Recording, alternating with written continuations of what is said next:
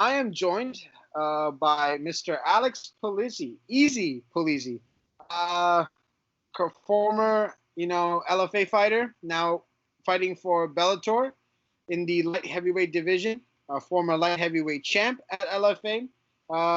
Just beat Rafael Carvalho in the last Bellator card. How you doing? Doing well. How are you doing, Kevin? My dog was decide almost come join the call, but then he's like, "Yeah, I'm not feeling the camera." He ran away. So I'm in New York. It's starting to get cold out here. Other than that, just watching the fights and trying to survive. How are you recovering from your fight? You doing good? Yeah. I mean, anyone who was watching it saw there's a lot of grappling, a lot of wrestling. Didn't end up taking that too much damage. So, yeah, I mean, besides just kind of making sure I'm eating, getting back up to weight, and uh, making sure I'm hydrated again. I mean, not a lot to recover from. I mean, listen, going into that fight, one of the key things everybody was saying is, Carvalho being the bigger guy, you might not be able to utilize your wrestling as much. So, when it came down to that, listen, like, what made you decide to go back to, because everybody was saying, reading online on Twitter, social media, people were suggesting, hey, being the smaller guy, we think, Polizzi Alex should just, focus on his hands, use the stand up, maintain the distance, and then, when he misses on his strike, go for the takedown. You were wrestling heavy, you were grappling heavy, and you know what? You won the better half of the exchanges against an experienced veteran like Rafael Carvalho. What do you got to say about that? Like, did you want to stand up with him, or did you just, hey, I'm comfortable with my grappling. That's what I want to do. You know, grappling. Anyone who's watched my stuff, or even just read about it, knows that grappling is biggest part of my game. Yeah, I feel real comfortable grappling. I feel like being up close and personal is really where I can utilize a lot of my strengths. As far as standing up with them, yeah, that wasn't really the game plan. The game plan was to stay in close, utilize that grappling, kind of wear him down before I started doing strikes. We ended up doing a lot more grappling just because Carvalho had a lot more, everyone is right. I mean, he's a bigger guy. He was able to stick with me a lot longer than most of my opponents in the past have been able to grapple. Wasn't able to quite wear him down to the point where I could finish the fight where I wanted to be, but I feel like grappling stayed in charge and ultimately led to a hard-fought W. Post-fight, you were talking to your team, and one of the key things you said was, hey, got to work on my boxing. That's one of the key things. Listen, hey, real fighters know, hey, if I got an aspect of my game that I need to work on, I need to address it. And, a lot of people, whether they might critique you or not, I think that was a smart move. Right after the fight ended, you're like, hey, I got this, and this I need to work on. It's not an easy journey. Let's get started right away. You told me, hey, you had a good exchange with Carvalho. It, was like, okay, this guy's got good stand-up. Let me focus on my grappling. Going into the next fight, are you going to look forward into, showcasing your hands a little more, or, you're going to stick to whatever the game plan is? Like I said, I'm not watching opponents so much. I'm more dependent on what my coaches basically tell me what I need to be working on for a fight. If they say stay close, I try to stay close. If they say this is the time to pull back and let the hands and feet fly, then that's what we're doing. Of course, I'd always like to utilize. I mean, there's a reason why it's mixed martial arts and it's not wrestling and it's not kickboxing. I want to use all my weapons. And like you said, we're definitely going to get back to it, and we're going to be working on boxing, but that doesn't mean that wrestling takes a back seat. That doesn't mean that jiu-jitsu takes a back seat. It just means that we have to get everybody up in the front seat, and if it means bringing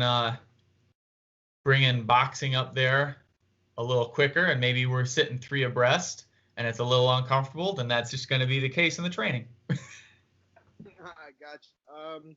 Listen, let's break down Eazy Polizzi. All right. Out of high school, you went into college. You wrestled. Did you know, like, right after wrestling was over, that you were going to transition into MMA, or was that like a decision made after a couple of, solid time of thinking, went into making that big decision in your life? It was a pretty big decision, and it wasn't immediate. When I was coming up, it's not like MMA was an unknown. It was already a big, huge, popular sport, and seeing a real revival, and lots of wrestlers have had success in it, and it came up. While I was competing in wrestling, I was trying to focus on wrestling, so there was no sneaking off to jiu-jitsu practices and trying to earn colored belts or box anywhere. But after wrestling, there's a point where you realize, everyone talks about, football players and getting into the draft, and then some guys don't make it, and you got to realize that you're either that guy making the draft or the NFL or not. But that window's even smaller for the guys who wrestle in college, because after wrestling in college, there's no league, there's no professional wrestling. So you either make the Olympics, and the guys who are in there kind of already know. by their senior year of college, they know, right? They're groomed for going into the Olympics. Yeah.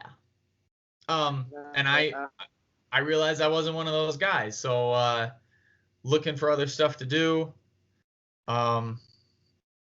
Actually tried out. I got shipped out to North Carolina for a little bit for the NASCAR pit crew combine. That was fun and different, but realized that I really missed hurting people.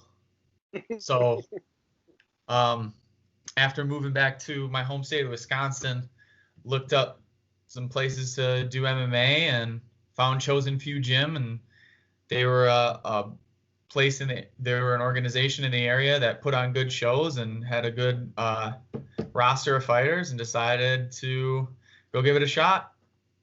And now we're 5 years in the future. Yeah, 5 years into the future. Let me ask you this. You said you went to the NASCAR pit crew combine? Yes, I did. That's something you can't just skip past. Break it down. What was it like? What is it about? Like, the first time I'm hearing about it. All right. So you got to understand that back the history they broke it down like this. Back in the 80s, they realized that, they can have these mechanics trying to jump out in front of cars that are slipping in at 60 miles an hour, and they can try to teach them to real quick do a mechanic's job on the car. So they're trying to teach these, car guys how to be real athletic.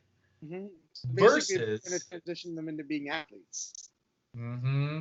See, they realized that they could get a lot more out of it by taking athletes and teaching them like 3 mechanical things, mm-hmm. and then sticking them out in front of a car. They started recruiting. I mentioned football players that didn't make it to the draft. They take football players that weren't going to make it in football anymore. They take baseball players that didn't make it to MLB or one of the minor leagues, and they take wrestlers, because just like there's spots on like a football team, there's specific spots on the NASCAR pit crew, and they need to be filled by those different sort of body types respectively. So wow, like so just the concept of a combine for a NASCAR pit crew is what's blowing my mind right now. The fact that there's a combine. It was intense, man. We went out there, they tested, and I mean, there was a bench press that they tested us on. We had to do some shuttle runs. The one that really tripped me up though, like I got the rest of them for basic athletics, but they did test us on a vertical leap, which was a little spooky because I don't know a NASCAR pit crew situation where I need to jump straight up unless it's the one where the car's coming in real fast, and I don't want to be in there. Oh my God, you're like, yeah, if you're trying to train me not to get run over, I'm pretty sure my natural instincts can help me with that. It's gonna be the sideways jump, not the vertical leap. I'm not gonna land on the hood. Yo, like a fly on the windshield,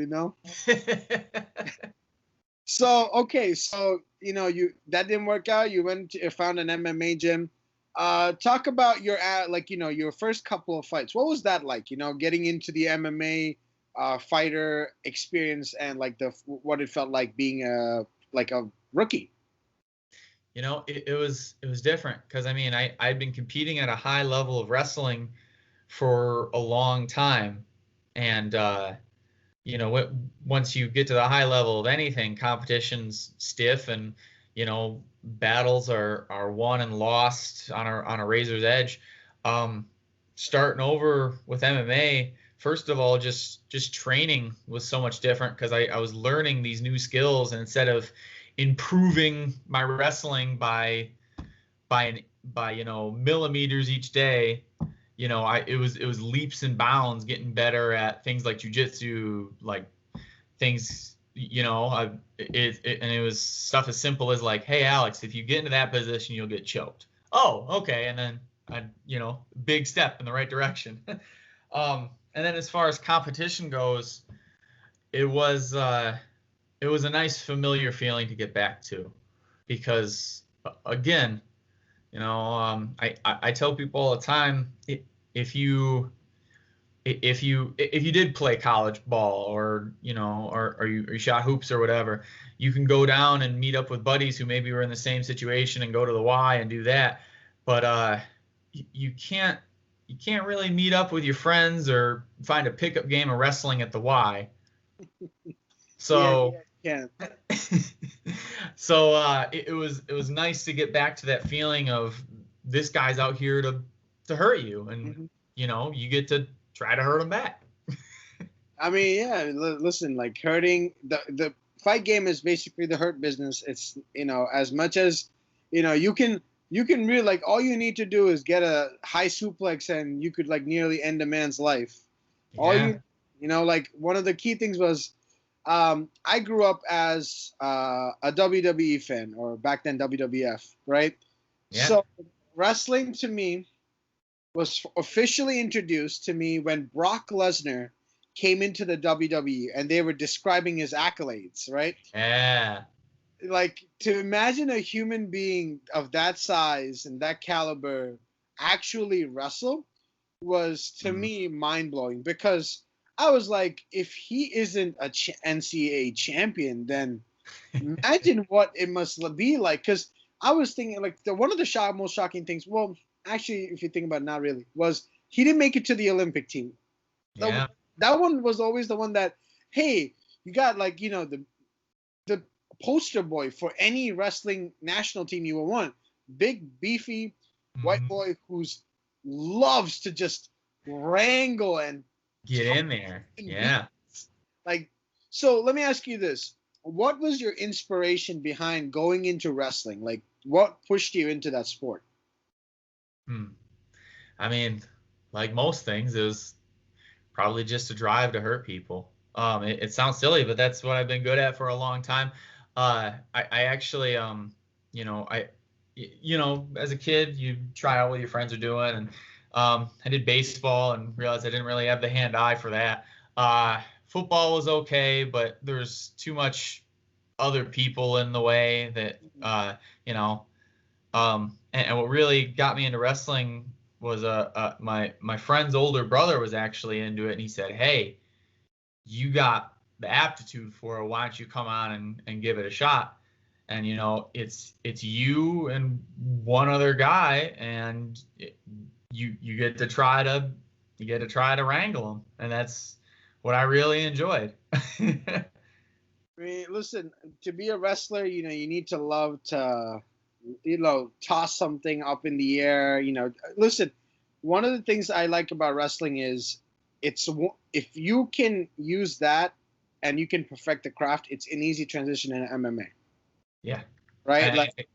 And there's a reason. I tell people all the time, there's a reason why a lot of the top MMA guys have that wrestling background. One, there's the training aspect of it that not a lot of people get. I mean, in the U.S. especially, where there's not a lot of other martial. I mean, there's boxing, but it's not in schools. Mm-hmm. Most kids, like, unless you have a parent or an uncle or something who took you to a boxing club, you don't get it. Wrestling's in the schools. You get to snuggle up right next to it. Second part is, I mean, if you can control where a fight happens, there's a good chance that you're going to be able to control how the fight goes. So, I mean,